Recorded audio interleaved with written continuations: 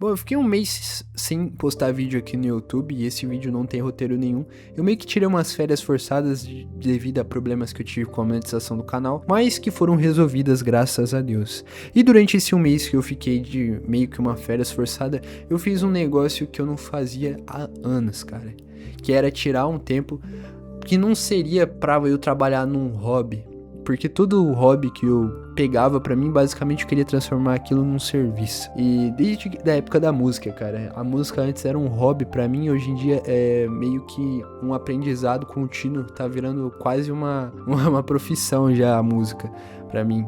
Então eu meio que não tenho mais a música apenas como hobby. E um hobby que eu tinha bastante antigamente era jogar jogos. Jogar jogos de PlayStation 2. Bateu aquela nostalgia. Mas não bateu por acaso. Foi por causa de um vídeo de um cara que eu não lembro, cara. Eu procurei esse vídeo, mas eu não achei. Que ele tava falando sobre jogos de PlayStation 2. E daí, eu tava lá na sala vendo esse vídeo e pensei, caramba, mano, eu tenho um PS2 lá na casa do fundo. E eu pensei, pô, e se eu ver se esse videogame tá funcionando? Foi aí então que, no meio da noite, cara, eu, com aquele sentimento de tentar ver o que dava pra fazer, fui lá caçar esse videogame. E quando eu cacei, o bichinho tava empoeirado demais, tava cheio de teia, tava muitas coisas. Basicamente, eu acho que ele tava parado há mais de uns 7 anos, sem brincadeira. 7 anos, eu acho, mais ou menos, que o meu PlayStation 2 estava parado. E quando eu peguei o meu PlayStation pra ver, ele tava arrebentado, cara. Tava arrebentado. E aí, como um bom filho de eletricista, lá fui eu buscar arrumar esse PlayStation 2. Lógico que vendo ajuda no YouTube.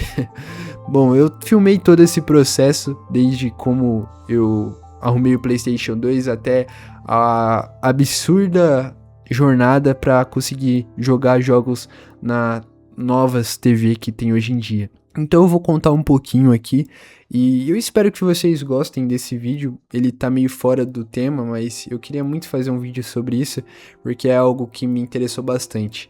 E então, bora pro vídeo. Basicamente, depois que eu peguei o meu PlayStation 2, eu pesquisei vídeos para tentar limpar ele. Lá fui eu desmontar o meu PlayStation, passei uma vassoura nele praticamente, passei o secador da minha mãe para tirar pó, limpei, passei álcool isopropílico, depois limpei as carcaças, limpei os fios, e aí eu me deparei com o primeiro problema. O primeiro problema que eu vi no meu PlayStation 2 foi relacionado a saída de vídeo, né, que ele vai fazer pra mim. E quando eu fui procurar algo pra testar, pra ver se ele tava funcionando, eu peguei um cabo que eu não sei o nome, mas é que ele sai a imagem para televisão. Só que é aqueles cabinhos antigos, sabe, que tem 3 pinos, vermelho, amarelo e branco. E daí eu fui pegar minha TV pequenininha antiga que eu utilizava pra jogar aqueles jogos, né. E eu fui ligar essa TV e pasme, a TV não funcionava, a TV quebrou, cara. Meio que o tempo deteriorizou a TV, velho. De tantos anos que tava parado. E aí, eu fui lá no YouTube pesquisar novamente o que dava pra fazer. E aí, que eu conheci um negócio chamado conversor de PS2 para HDMI. Então, a TV que eu tenho é uma Smart TV e ela não tem mais essas entradas antigas. O que ela tem hoje em dia é HDMI. E para eu conseguir jogar o PlayStation nessa TV hoje em dia, eu precisaria desse conversor. E aí, então eu fui na Shopee e achei esse conversor que tava apenas por R$20, cara. Eu achei muito baratinho e tava também pensando em pegar um controle. Mas como eu lembrei que é só eu sozinho que vou jogar mesmo, eu nunca jogo videogame, era mais pra matar a saudade, eu fui lá e comprei apenas isso. Fui testar os controles e o controle estava funcionando. E aí, vai ir lá passar 4, 5 dias para chegar esse conversor. Enquanto isso, eu ficava pesquisando, eu adicionava vários vídeos na biblioteca do YouTube de como jogar jogos na TV Smart, no PlayStation 2, só que utilizando pendrive ou HD externo, porque eu lembro que eu via muito antigamente o pessoal comentando que dava para jogar jogos de PlayStation 2 pelo HD ou pendrive, e eu fiquei me perguntando e lembrando disso. Eu falei, cara, eu não vou gastar dinheiro comprando o jogo na feirinha, hoje eu acho que ninguém mais faz isso. Então foi aí que eu tive essa ideia. E eu vi que no meu PlayStation 2, que eu nunca tinha reparado, tinha uma entrada para conexão USB, e eu fiquei abismado, cara, como é que eu nunca tinha reparado nisso.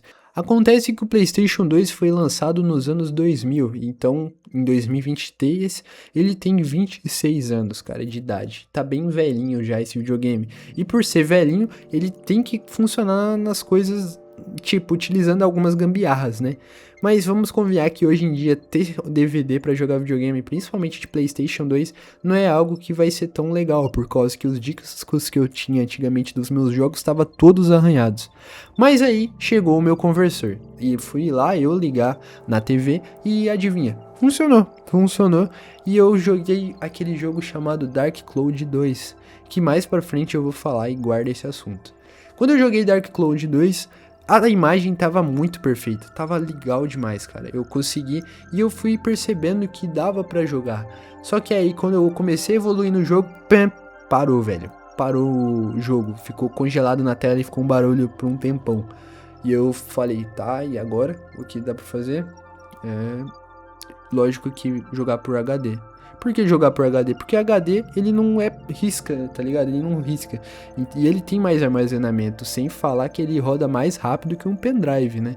Então, o que seria mais viável pra nós era utilizar um HD pra conseguir jogar os jogos. Então, foi aí que começou a segunda jornada, que era pra jogar com o OPL. Basicamente, para você que não sabe o que é o OPL, ele é tipo um sistema operacional que você pode estar jogando dentro do memory card para você poder configurar e jogar os jogos. Só que para fazer isso é um processo árduo do caramba, mano. Que às vezes é até mais fácil comprar o OPL. Mas eu, como um bom economizador, né, aprendendo educação financeira desde cedo e lendo muito livro do tio Patinhas, cara, eu lembrei que dava para fazer as coisas, em vez de comprar. Assim, a única coisa que eu não conseguiria resolver era o conversor do HDMI, mas isso eu sabia que eu conseguia resolver. Então eu me aventurei. E aí que eu comecei a compartilhar com meus amigos e até com meus familiares, né, sobre essa jornada. E eu fui falando cada passo dessa jornada até conseguir jogar. O primeiro desafio que eu tive foi relacionado ao DVD virgem. Pra comprar ele foi fácil, eu paguei eu acho que R$7 mais ou menos no DVD virgem, só que hoje em dia a gente tem um problema nos novos computadores e o meu computador tava com esse problema. Na verdade não era um problema, né, é só a evolução que chega com o passar do tempo. Mas pra você que não sabe, um DVD virgem é um DVD que nunca foi utilizado. Logo, a gente teria que instalar algo dentro desse DVD. Mas como é que eu vou instalar no meu DVD algo que é o OPL dentro dele se eu não tenho leitor de DVD? E foi aí que eu fui pegar mais uma coisa lá antiga que eu utilizava muitos anos atrás, que era o meu computador. E quando eu fui lá ligar meu computador, adivinha? O bichinho tava quebrado também. Cara, o tempo deterioriza tudo, e pior que eu cuidava, mano. Só que eu me lembrei e fiquei parado, olhando pra dentro do computador e ficando pensando. Eu falei, cara, Deus deu inteligência pra mim, eu vou utilizar a minha culpa. E graças a Deus, cara, eu tive uma ideia, né? Graças a Deus, primeiramente, porque, sei lá, isso daí eu vou dar os créditos totalmente a Deus, porque eu não sei como é que eu pensei nisso, por mais que seja muito óbvio. Tava a fonte do computador e também o leitor de DVD. E sabe o que eu fiz, rapaziada? Eu fiz meio que um leitor de DVD externo. Ou seja, se você for pesquisar um leitor, aqui ó, leitor de DVD externo, você vai pagar coisa de 56, 70, 230 reais. Só que o objetivo aqui era economizar o máximo possível. Então, eu economizei zero. Adivinha o que eu utilizei? Basicamente, uma caixa de papelão e as peças. Foi só isso. A caixa de papelão e as peças. E eu fiz uma montagem, né? Desmontei a fonte daquele computador e desmontei também o leitor de DVD e gravador que estava dentro dele. Depois disso eu conectei os dois, montei dentro de uma caixa de papelão e a ideia era o seguinte: pelo cabo SATA eu ia conectar dentro da minha placa-mãe, que tem entrada para cabo SATA sobrando. E através disso eu ia estar conseguindo ver no meu computador e gravar o OPL no DVD virgem. E adivinha, funcionou. E eu filmei isso, cara. Então, olha aí como é que ficou. E basicamente depois de ter gravado o OPL dentro do DVD, a gente tem a parte de instalação de jogos, que eu acho que é uma parte um pouquinho mais complicada hoje em dia. Porque A pirataria é um negócio que ajudou muito a indústria dos jogos, só que foi bem difícil conseguir algum jogo. Eu acho que foi a parte mais difícil, foi conseguir os jogos, cara.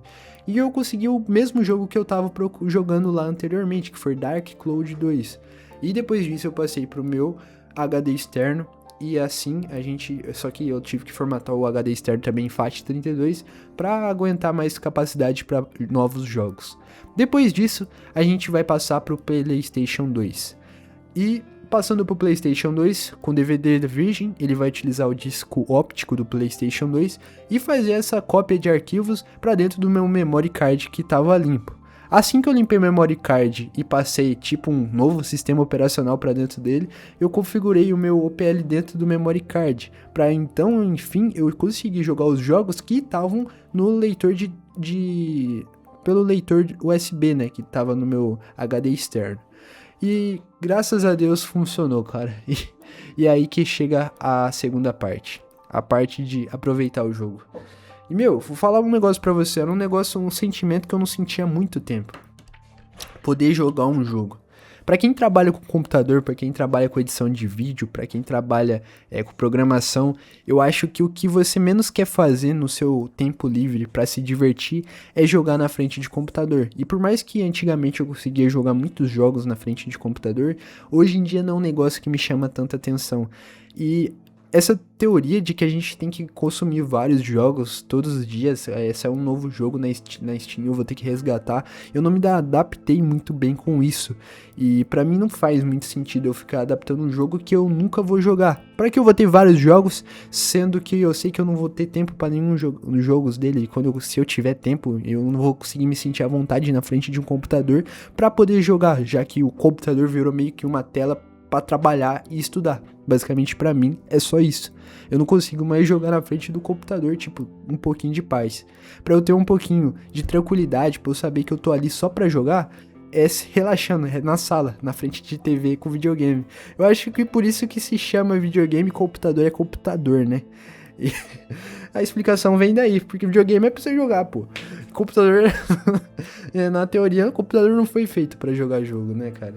E exceto os computador game que foi feito pra jogo, né? Mas o meu computador é pra jogo, mas enfim, vocês entenderam o que eu quis dizer. Então meio que essa teoria de ter vários jogos pra depois você jogar um por um não funciona. Pega tipo um jogo de cada vez, igual eu peguei Dark Cloud, depois eu fiz uma listinha completa, cara. Eu quero jogar Silent Hill, depois eu quero jogar God of War, depois jogar Cavaleiro do Zodíaco, Naruto, Shadow of Colossus, basicamente jogar aqueles jogos que eu nunca consegui zerar no PlayStation 2.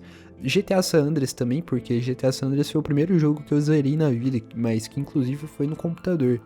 Mas hoje em dia eu quero jogar ele e zerar pelo PlayStation 2. Quando eu deitei na sala e liguei o videogame e aquelas imagens de Dark Cloud 2 passando, eu fiquei abismado, cara. Eu vou falar pra vocês.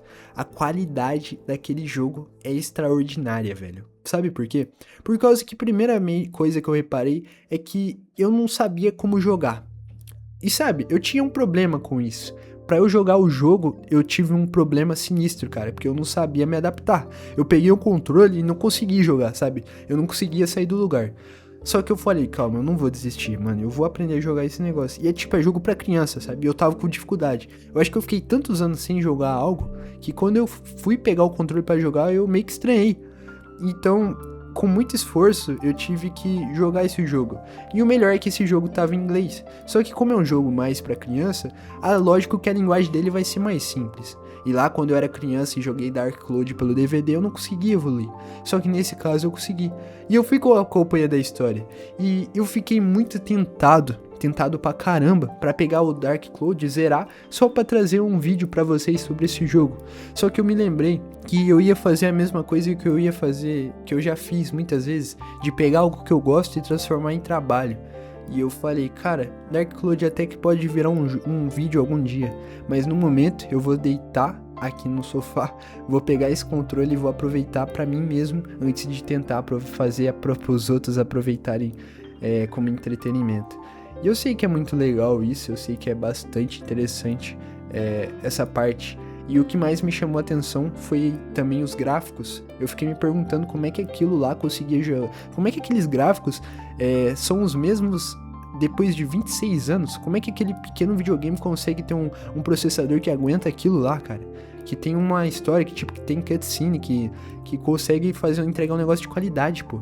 É um negócio tão grandioso, tão cheio de efeitos, assim, que eu fiquei pensando na qualidade. E em como antigamente o pessoal tinha programado com tanto esforço, com tanta dedicação, aqueles jogos. Como é que eles faziam aqueles jogos sem se preocupar com a quantidade de vendas, mas sim com a quantidade de qualidade. Eles não focavam em entregar, mas sim entregar algo único que dá pra usar por bastante tempo. E o modo história de Dark Cloud 2, cara, basicamente é tipo um RPG. E eu lembro que antes de pegar esse jogo sem querer, eu tava procurando algum jogo relacionado a RPG. E ele tem um modo história muito da hora, que cada escolha que você fazer vai interferir lá na frente. Se você não melhorar seu personagem, você não vai conseguir avançar no jogo. Você tem que, avançar, você tem que ter raciocínio, você tem que pensar. Tem um modelo de criação, que dá pra você criar algumas ferramentas novas, pô.